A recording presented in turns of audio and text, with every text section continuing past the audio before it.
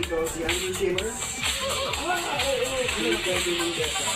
O, mga lumaking din sa ulagan. Dapat kasi, mga ligid dapat kasi. Kung matatandaan mo rin, magkano cash price mo ng 2002?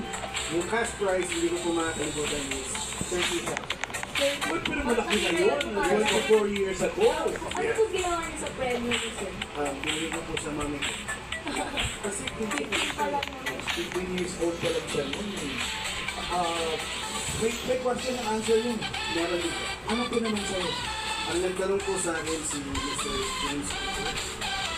Ganun siya kasi. Yes po, isa Ano po tanong naman. niya? Ang tanong niya po is, ano ang kaibahan ng Pogi Pinoy sa ibang Ano yan?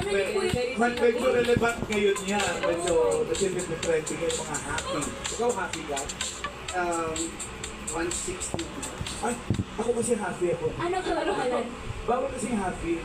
Ay, bawal kasi isa dapat happy. Okay. Happy!